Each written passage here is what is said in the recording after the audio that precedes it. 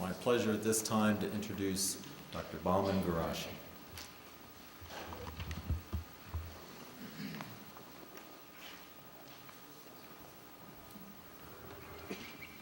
Thank you, Dr. Atherton. Good evening. Before I start, I would like to take a moment and thank three of my colleagues who have worked so hard for several months to organize this event. Mrs. Carolyn Kasperzak,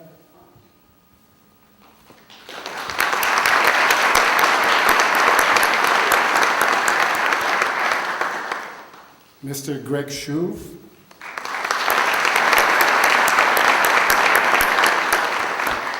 and Ms. Pamela Charity.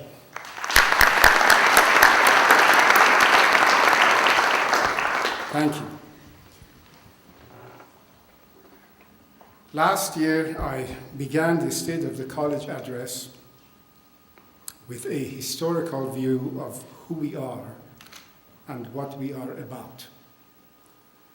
I talked about the values that we hold precious as a professional family, the caring, the compassion, and the concerns that we show and express every day to ensure that our students succeed in their academic and life endeavors. I also posed two questions and answered them. Do we have challenges and problems ahead of us to overcome? Yes. Can we work together as one team to address our problems? Yes, we can and we will. Let there be no question about that. With that promise, we rolled up our sleeves and began to work as one team and initiated a total of 40 new programs, from proposals for new academic degrees and tracks to mentoring and tutoring programs, new recruitment plans, accelerated BSMS programs, new scholarships, new partnerships, renovation of our physical space, including a major new roof construction plan, a new co-op facility, a visiting scholars program, more efficient office procedures, an almost complete management reorganization, development of a business continuity plan, cost-cutting measures, and 5 new awards for outstanding faculty and the staff who, in a variety of ways, try to ensure that our students succeed. We also made a commitment to fully support and work with the faculty to restructure our engineering technology program. Today, I stand before you to present an assessment of the degree to which we have succeeded. During this past year, for 2 consecutive terms, our enrollment in terms of the actual number of students increased in the fall semester and was by far the highest percentage gain among all CSU colleges, and then again it increased in the spring semester. Our student credit hour generation also increased in fall and was the 2nd highest percentage gain among all CSU colleges, and also this metric increased in the spring.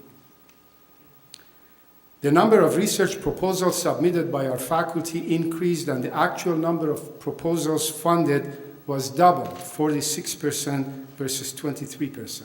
We also doubled the dollar amount of our grant funding. We experienced a substantial increase in the dollar amount of pledges that we received from our supporters, an increase of 68%, decreased the number of part-time faculty, and significantly reduced expenses without affecting the academic programs. In fact, we increased the operating budget of the academic programs in terms of graduate assistantships and tuition grants, as well as college technology revenue.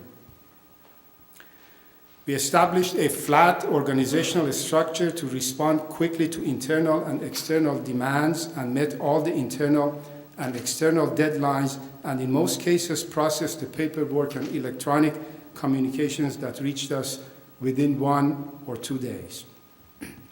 Further, we spent many hours working with and supporting 5 internal and external committees, accreditation organizations, and task force groups to plan for our future, in addition to conducting our routine tasks. To be sure, much work is yet to be done. But what has been done thus far makes for an impressive beginning. In going forward and as we plan for our future, we must remind ourselves of our obligations to the region that we serve and to this great state of Ohio.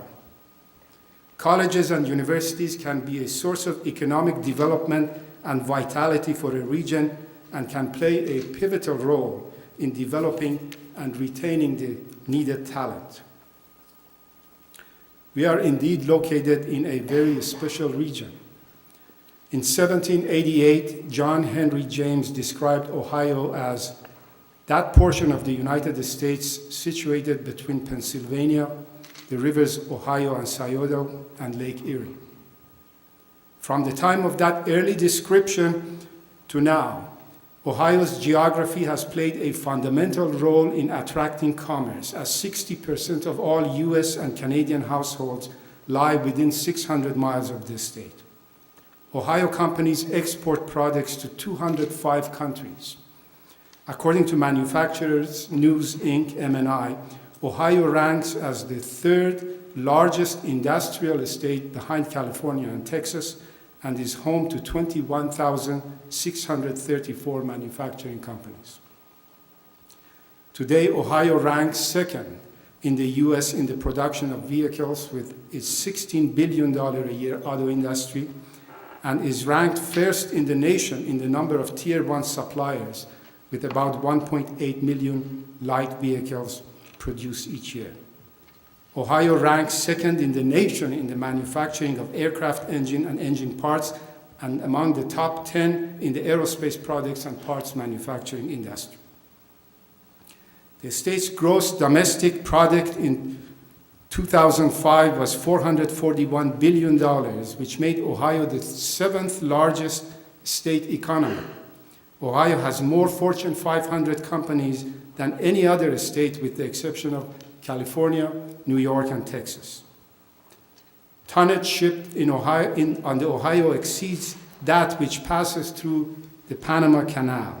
Ohio has more railroad track per square mile than any other state and more interstate mileage than any neighboring state, and holds the top spot in the production of rubber, plastics, auto components, trucks, steel, industrial machinery, and more than 100 industrial products.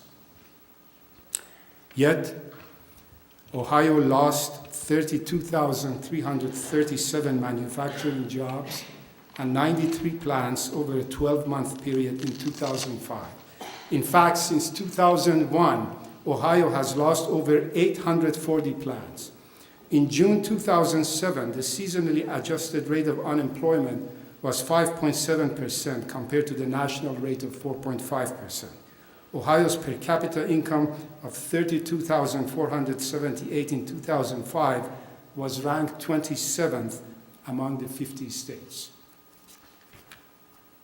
Specifically, the cities of Cleveland, Cincinnati, Columbus, Akron, and Dayton, according to MNI data, have experienced brutal losses in form of plant closings. Over a 5-year period of 2001 to 2005, Cleveland lost 220 plants. While the analysis of Ohio's economy and its performance encompasses many factors, it can be said that one increasingly important determining factor is the education of its workforce. The global economy requires a highly educated and flexible workforce that is able to train and, when necessary, retrain in order to respond to market demands and produce on a mass production scale customized products and services tailored to the specific needs of individual customers. Allow me to share an example with you to illustrate how the way we do business is changing rapidly.